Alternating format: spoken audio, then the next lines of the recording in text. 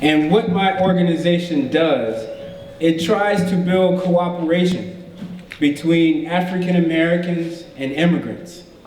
In particular, we try to work together to increase the level of human rights that we all can exercise at the local level and at the national level.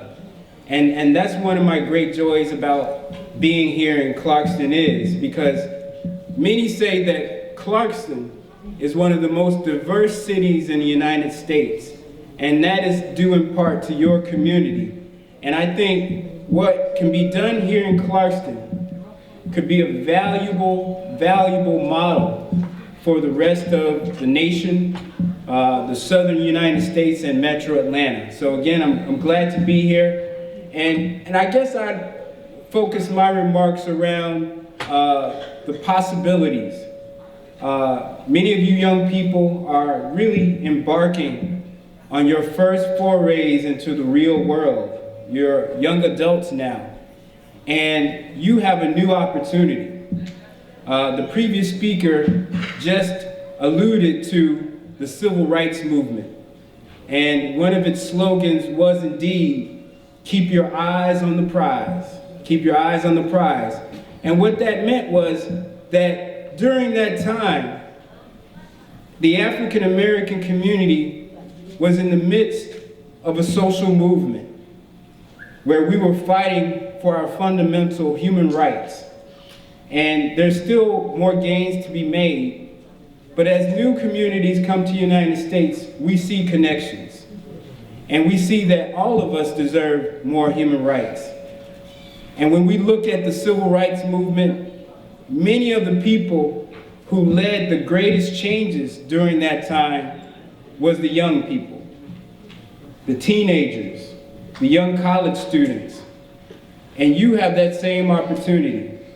So what I want to do here today is really bring words of encouragement. I want to encourage all the young people graduating today, sitting here in the audience, to really start to think more critically about the world, to start to think about Clarkston and Atlanta, and in what ways you can get more involved to make the changes you want to see. Think about ways that you can work with other communities to make human rights real in Clarkston, Georgia. A lot of problems exist here in Metro Atlanta. There's a need for jobs. There's a need for housing and health care. There's a need for workers' rights. There are many needs, and many of those needs can only happen when our communities come together and fight and struggle and make that a reality. And again, I say, it is that youthful peace, the youthful energy, the youthful drive that can really make that a reality. So I want to encourage you to get involved.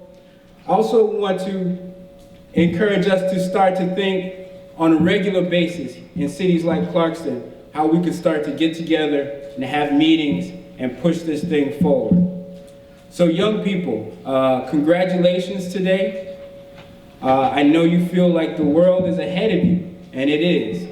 And so my words today is to start to think about how you can reshape the world in an image that is more just, more loving, and more humane.